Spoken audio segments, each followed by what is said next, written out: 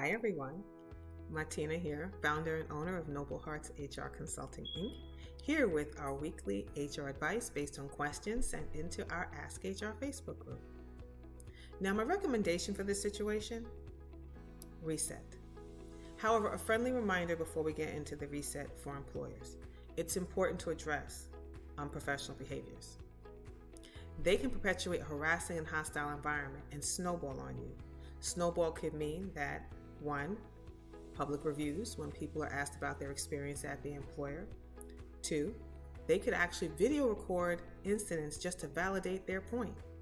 Or 3, they could choose to go to an outside agency like the EEOC and file a complaint. So it's in your interest as an employer to address conduct and behavior in your workplace. Now, for this new HR team member with this particular issue, I encourage you to stay curious, ask questions, observe, and gather data, and remain impartial on this journey. Stick to the facts. Get written statements. It's important because people's memories get fuzzy as time goes on, and they may hesitate to revisit an old issue. And also be sure to capture your notes very well so that you have a frame of reference as well. Now, once you've completed your review and your investigation, it's time to put together an accountability strategy.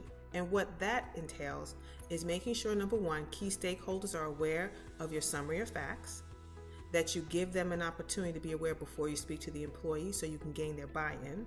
And who would you go to? You would go to your C-suite executives that have critical decision making, the supervisor of the individual if they're not directly involved, or someone above them, to share what you've learned and what your plan is in regards to addressing it. And then make sure as part of your plan, you have a communication strategy, which would include corrective action if required. It would include progressive steps if it does not correct itself, and check-ins to make sure that the behavior is not reoccurring. Now the reset. So this sounds like these behaviors have become a workplace norm. And in this case, the goal here is to create a new foundation by setting clear expectations with new policies and procedures, or emphasizing the policies and procedures that already exist but may not be consistently being practiced. So, train staff on these standards. Make sure you document their attendance so it's clear that they've been given the new news about what's expected, and make sure that they understand this is going forward. We're not going to hold them for the past, but we are going to hold them for the future of how they conduct themselves.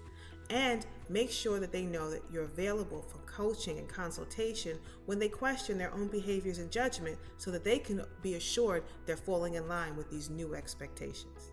The whole goal here, transform your workplace culture. And it's one step at a time. But these are the steps that I recommend you start with. To everyone, I hope this was helpful, and until next time.